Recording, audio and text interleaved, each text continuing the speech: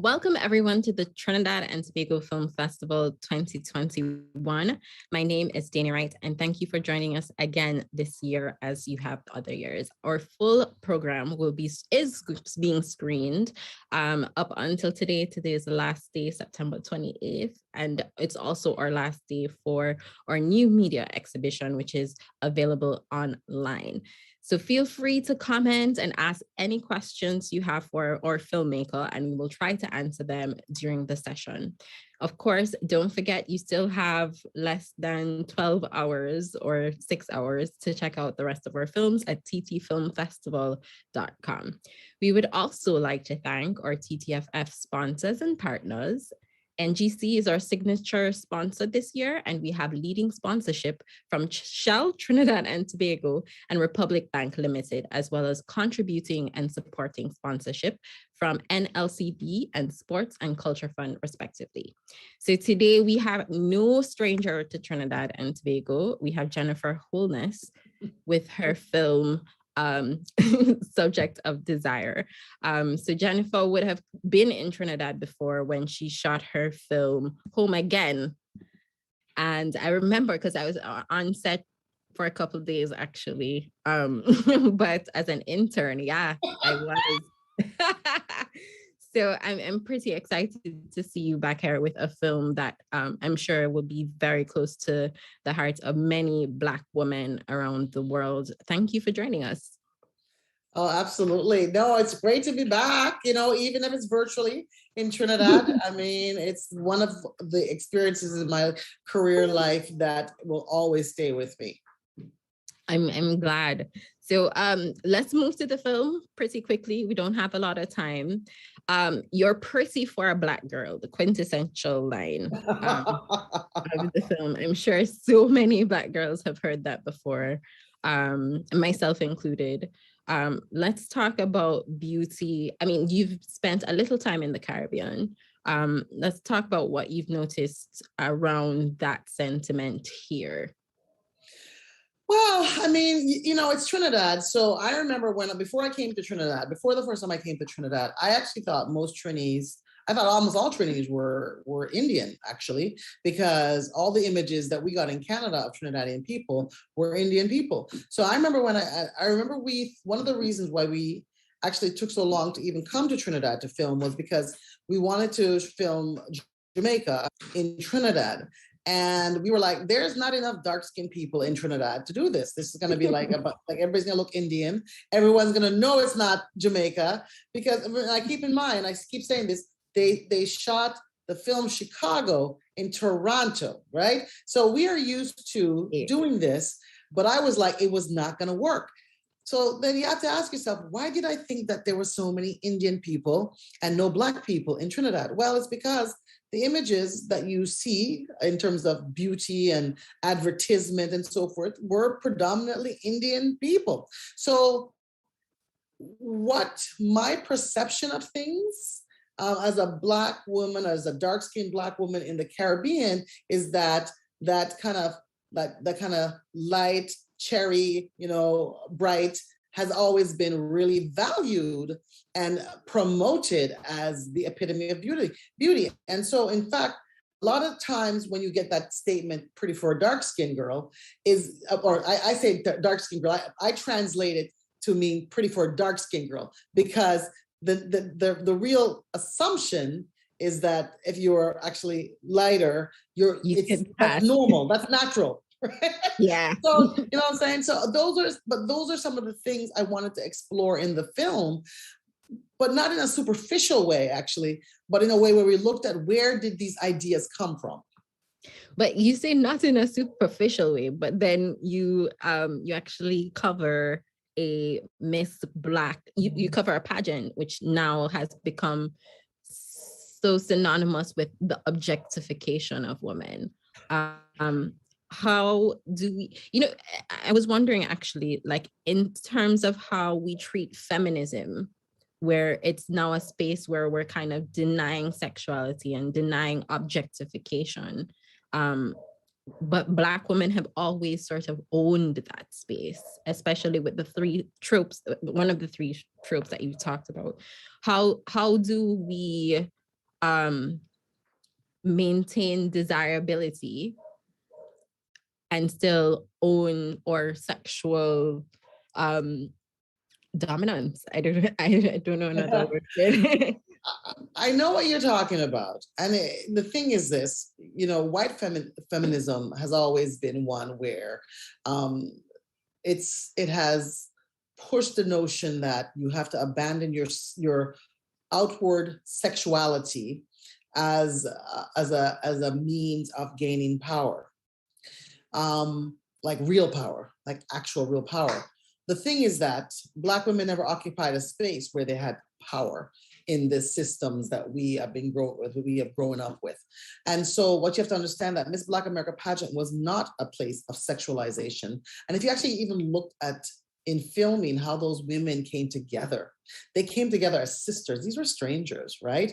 And I mean, like there's a moment in the film where they all get together and they start singing Lauryn Hill. This is completely not fabricated, completely natural. And so what I want to really point out is that when the pageant started, it was actually a political act. It was an act of actually claiming our beauty. It was saying that just as how we have the right to be in these spaces, just as we have the right to make a living, to have a livelihood, we have the right to claim our beauty. That's what that pageant was saying. Malcolm X was behind the notion of having a separate pageant. He felt that it was actually a political stance in support of Black women.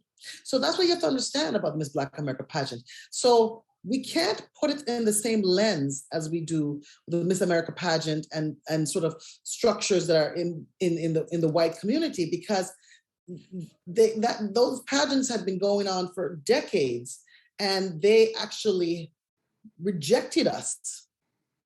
You know what I'm saying? And so our history is not the same. Our experience is not the same. So we can't actually approach the pageant space in the same way that a white woman might, where really they had been objectified mercilessly and continue to be, right? And in a way that actually valued their femininity and their softness and their need for protection, but actually completely dismissed as women sometimes. So I guess what I'm trying to say is that we have to be careful not to actually put us in the same boat as people, as women, white women in particular, who have had a different experience on the beauty train.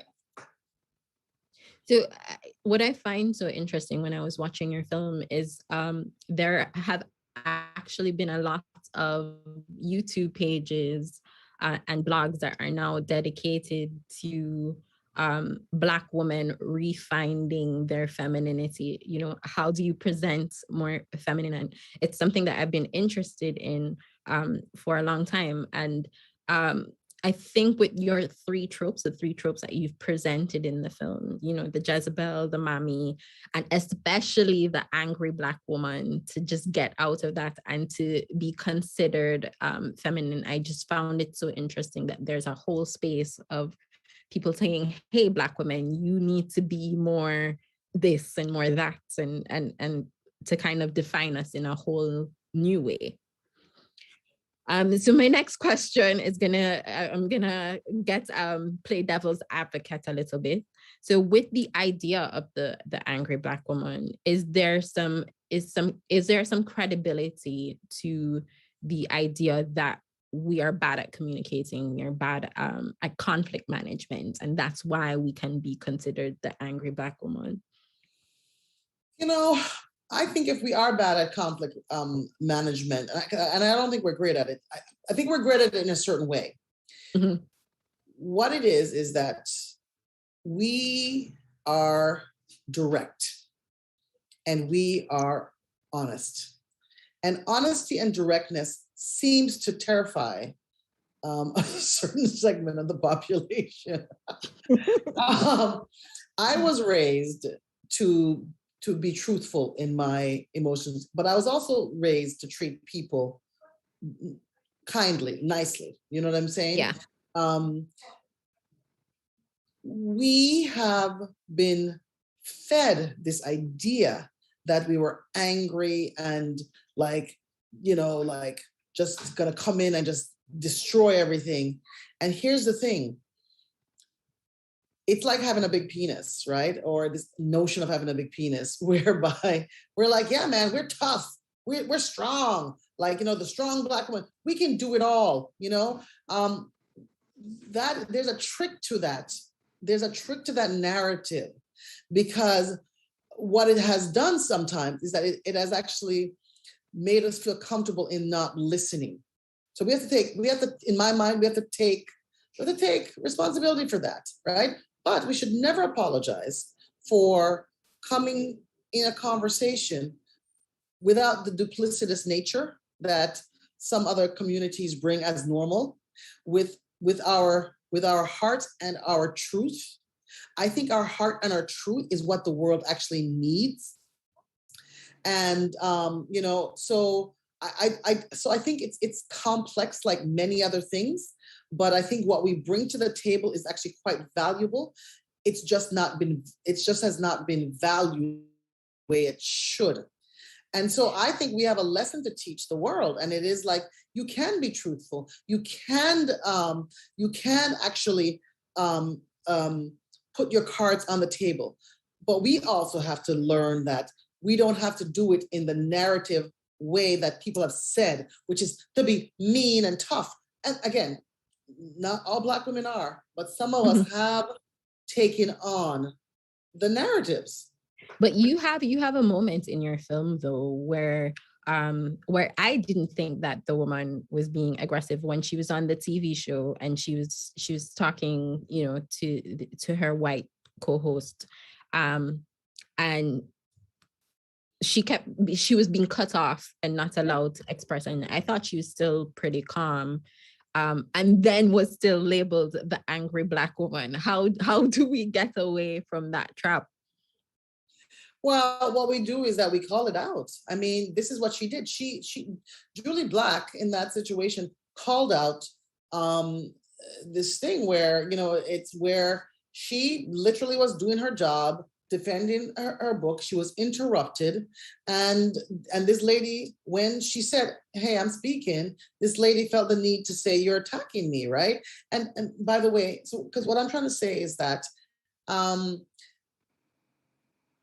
it's like Dr. Cheryl Thompson said, people have been trained in some ways through media and the representations in media to perceive that if you're intelligent, if you speak your mind, if you are truthful, if you stand up for yourself on a Black woman, that usually is perceived as aggression, right? You see what I'm saying? And so I feel like it's important. I wanted to show that because it was a little bit of a thing, right? But I wanted to show that you look at that situation, that is the thing that happens to us all the time. I wanted to show that. And I wanted to show that there was even nuances in it, because some people might say, well, gee whiz, why did she snap at the white woman so fast, right? And my thing is like, she had to snap at that lady so fast because what that lady was trying to do was to shut her down. And they use this narrative against us to shut us up, right? So again, truthful, forthright, smart, intelligent, also with dignity and kindness. If we approach these kinds of spaces and these kinds of situations with that, I mean, that's all you can do. All right, so let's talk about hair for a minute. So I was tempted to like wear my hair out today, and then I was just like, oh gosh, I'm gonna have to like comb it out, and then I was like, no. So one of my experiences was I moved back to Trinidad, to Jamaica, really not very long ago, and the experience is so much different here, where I went natural in Trinidad and everybody was like, oh yeah, okay. And then here it's just like, you're gonna wear that to work. And it was such a whole new experience. And I know that's probably been your experience because you wear your hair out. Let's talk about your experience for a little bit. Okay, so hair. I was, when I made this film, I was really upset about how Black women's hair have been portrayed primarily by Black men, because there wasn't a space where our natural hair was valued by Black men, to be totally honest. I'm just being straight up. No, that's You know, and at the same time, right, there was no acknowledgement at the history that actually have forced us to do all the straightening and all this kind of stuff. Black women, I wanted the film to celebrate Black hair, but listen to this now, not just natural hair, every kind. You want to put on a weave, you want to have blue hair, you want to do cornrows. Like, my feeling is that our hair has been so discriminated. It's been the even more so than skin color that has actually been the thing to pin Black. So, for example, you could be light, but you might have a kink in that hair, and that kink tells people that you are Black, right? So our hair really defines us. But here's the thing: for a long time, we've been running away from our hair. We haven't understood the brainwashing, really, that actually has said that straightened hair, for example, is modern. Straightened hair is acceptable. You know what I'm saying? So I wanted to actually. Jennifer, these ideas came from. You're freezing. Am I freezing? Yeah, a little bit. Uh-oh. So I'll just repeat that last sentence. Oh, so I was saying that I wanted to go back to where you could see where it came from. I wanted to go back to say that Black women were straightening their hair because they couldn't get work. Black women were being punished for not having the natural hair that they were taught that a modern Black person, a modern person who was educated, education and straightened hair was synonymous. So all this thing where, we're being dissed for wearing weaves, straight weaves and all this kind of stuff was, to me, so hypocritical in a system that punished us when we were, when we come in our natural self, right? So, you couldn't get jobs or the job you want. You couldn't get the men you wanted even, right? Because as Rachel Dolezal, a white woman, says, the Black man she married wanted her to have straightened hair, did not want her to have braids and things in her hair. He wanted straight hair. So for me, as a person who wears out my hair, like, in natural curls and so forth and whatnot, it's actually important to me to I love this, but also to do whatever the heck I want. And this is the message for me from this film, is that Black women, do whatever you want, because we have the hair texture that allows us to do whatever we want. And you know what? Glorifying it. Don't let nobody tell you can't do this. Because listen to this, look at all that stuff that was considered ghetto like 20 years ago, where I'm seeing everybody with colors in their, white ladies with colors in their hair. When Black women put blue and purple, people like, oh, it's so ghetto. And now look at this. So listen, we are people are following in our footsteps here, and we have the hair texture that allows us to do everything. And we have never understood or valued that. And I hope my film actually speaks to that. It really has. I really appreciate it. Brilliant film. Unfortunately, we are at the end of our time. I wish we had days to talk about this stuff. But thanks for everyone for joining us for this Q&A. Don't forget, you can have 12 hours or 6 hours, I think, to still check out the rest of the films today, including Subject of Desire by Jennifer Holness. Check out ttfilmfestival.com and you can find out how to get tickets. And we hope to see you again next year. Bye. Bye, everybody.